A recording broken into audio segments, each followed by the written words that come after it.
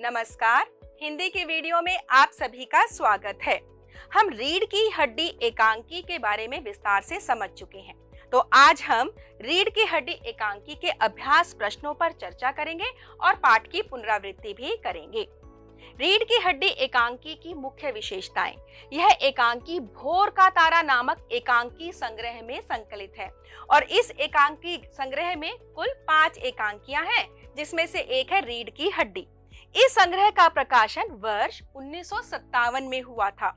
1957 में हुआ था, यानी कि इस एकांकी में 20वीं शताब्दी के भारत की जो सामाजिक विचारधारा है, जो उस समय की सोच है, उसके बारे में बताया गया है। यह एकांकी सामाजिक विषय से संबंधित है और एक समस्या हमारे सामने प्रस्तुत करती है।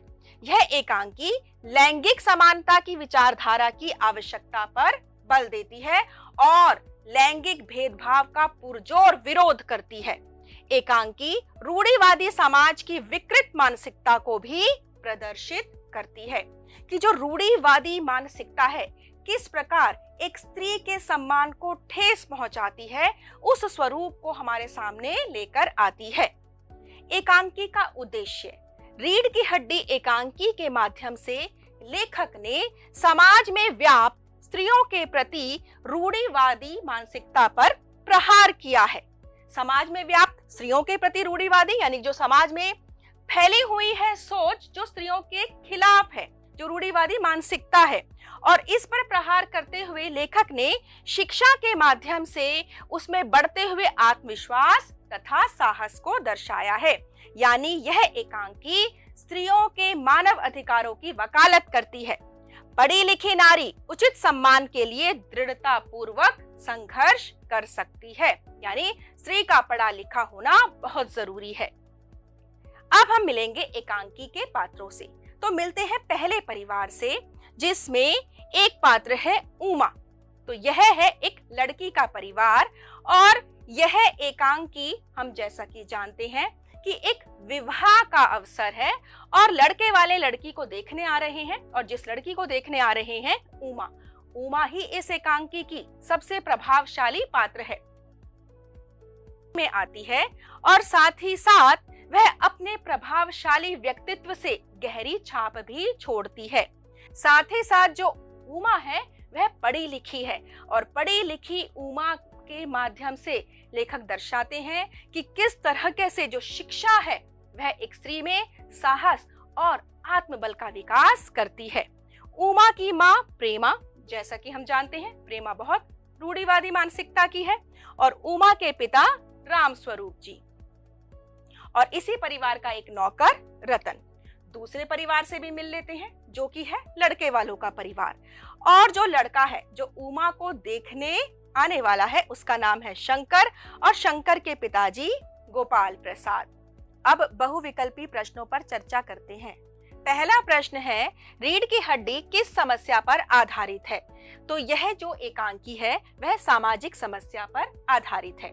दूसरा प्रश्न है, गोपाल प्रसाद की कौन सी बात सुनकर रामस्वरूप चौंक गए थे? तो जब गोपाल प्रसाद जी ने विवाह को बिजनेस कहा, तब रामस्वरूप जी चौंक गए थे।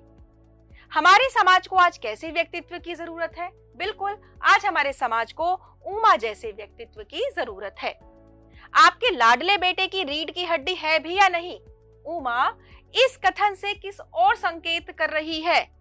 शंकर की बीमारी की ओर, शंकर की चरित्रहीनता की ओर, उसके लालची परिवार की ओर, या फिर उसकी कमजोरी की ओर? सही उत्तर है शंकर की चरित्रहीनता की ओर।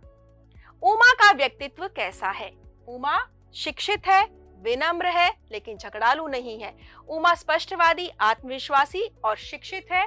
उमा विनम्र है, आधुनिक है, लेकिन रूढ़िवादी नहीं है। उमा आत्मसम्मानी है, समझदार है, लेकिन अनपढ़ नहीं है। इसलिए इसका सही उत्तर है विकल्प 2।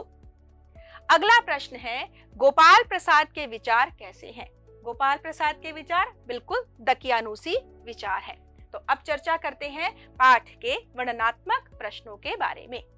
पहला प्रश्न है कि उमा का स्वर आज की नारी का स्वर है। इस कथन के आलोक में रीढ़ की हड्डी पाठ के आधार पर अपने विचार लिखिए। उमा ने अत्यंत साहस एवं आत्मविश्वास के साथ अपनी बातें गोपाल प्रसाद यानी कि लड़के के पिता के सामने रखी और स्पष्ट किया कि वह शंकर जैसे चरित्रहीन लड़के से शादी करने के लिए बिल्कुल तैयार नहीं है। उमा ने अपने जीवन के साथ समझौते को अस्वीकार किया और समाज की दकियानुसी सोच का विरोध किया। कैसे किया उसने अस्वीकार अपने जीवन के साथ समझौते को? उसके बारे में झूठ कहा जा रहा था कि वह केवल 10वीं पास है, जबकि उमा बीए पास लड़की थी। तो उसने विरोध किया और बहुत साहस के बाद बताया कि मैं पढ़ी लिखी हूँ और यह मेरे लिए कोई चोरी की बात नहीं है। अपनी शिक्षा और आत्मविश्वास के बल पर उमा को विश्वास था कि वह सम्मानजनक तरीके से आत्मनिर्भर बन जाएगी। और आज की नारी भी अबला नहीं सबला है। अपने ज्ञान और कौशल के बल पर आज की नारी राजनीति, प्रशासनिक, बहुराष्ट्रीय कंपनी, खेल, फिल्मी, अंतरिक्ष, बिजनेस, शिक्षा, स्वास्थ्य आदि क्षेत्रों में सफल और प्रसिद्ध है। दूसरा प्रश्न, शंकर जैसे लड़के या उमा जैसी लड़की समाज को कैसे व्यक्तित्व की जरूरत है? तर्क सहित उत्तर लिखिए। आइए दोनों के व्यक्तित्व की थोड़ी तुलना करते हैं, उमा के व्यक्तित्व की और शंकर के व्यक्तित्व की। उमा जो है वो अध्ययन के प्रति प्रेम रखती है, वह बीए पास लड़की है, जबकि शंकर अध्ययन के प्रति लापरवाह है, वह कई बार फेल भी हो चुका है। उमा सादगी पसंद है और सच्चरित्र है, उसमें अन्य गुण भी है, जैसे वह कढ़ाई, सिलाई, पेंटिंग आदि सब जानती है। जबकि जो शंकर है वो दुष्चरित्र का है, वो लड़कियों के हॉस्टल के इर्द गिर्द कई बार चक्कर लगाते हुए पकड़ा गया और नौकरानी के पैरों में पड़कर उसने माफी भी मांगी थी। यानी जो शंकर है वो चरित्रहीन लड़का है। उमा जो है वो साहसी एवं आत्मसम्मानी लड़की है, उसने अपने आत्मबल से अपनी बातें जो है वो लड़के वालों के सामने रखी और उनकी बातों का विरोध किया और अपने पढ़े लिखे होने को अपना स्वाभिमान का प्रतीक माना। वहीं पर जो शंकर है वो कायर है और वो हीन भाव बोध से ग्रसित है। उमा जो है वो स्पष्टवादी है, अपनी बातों को स्पष्ट तरीके से कहती है, जबकि शंकर है उसका दोहरा चरित्र है। वह खुद तो पढ़ा लिखा है, आगे की पढ़ाई भी कर रहा है, लेकिन अपने लिए जो पत्नी चाहता है वो कम पढ़ी लिखी लड़की चाहता है। एकांकी के आधार पर गोपाल प्रसाद और राम स्वरूप की चारित्रिक विशेषताएं बताइए। गोपाल प्रसाद लड़के के पिता, राम स्वरूप जो कि लड़की उमा के पिता हैं। यह लालची पिता है, अपने बेटे की शादी एक बिजनेस के तरीके से करने के लिए आए हैं, जबकि जो राम स्वरूप है वो स्नेहशील पिता है।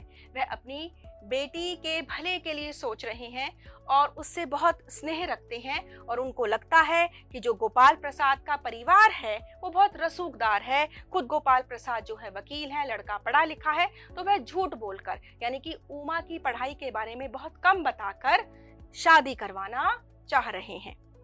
गोपाल प्रसाद के जो विचार हैं बहुत ही तकियानुसी विचार हैं। वह बड़ी बड़ी बातें तो करते हैं, लेकिन अपने लड़के के लिए ऐसी पत्नी लाना चाहते हैं जो कम पढ़ी लिखी लड़की हो। उन्हें स्त्रियों का उच्च शिक्षा प्राप्त करना बिल्कुल पसंद नहीं है। वहीं पर राम स्वरूप ने अपनी बेटी को खूब आगे तक पढ़ाया लिखाया है, इसलिए वह प्रगतिशील विचारों के पिता हैं। वहीं पर गोपाल प्रसाद अभिमानी है, लेकिन राम स्वरूप जी विनम्र हैं। गोपाल प्रसाद का दोहरा चरित्र है, समाज सुधार की बातें करते हैं, लेकिन इनकी वास्तविकता यह है कि स्त्रियों को आगे बढ़ने से रोकते हैं।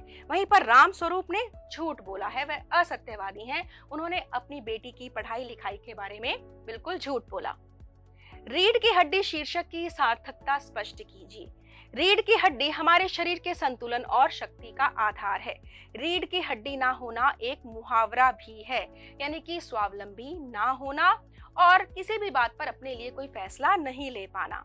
इसीलिए जगदीश चंद्र माथुर जी ने रीढ़ की हड्डी शब्द का प्रतीकात्मक प्रयोग किया है। शंकर के पिता गोपाल प्रसाद और उमा से कहलवाया है कि शंकर के पास रीढ़ की हड्डी ही नहीं है। रीढ़ की हड्डी ना होने से तात्पर्य है कि शक्ति, दृढ़ता और संतुलन का अभाव। विद्या, बुद्धि, चरित्र, आत्मसम्मान और समानता जैसे गुण समाज के लिए रीढ़ की हड्डी होते हैं।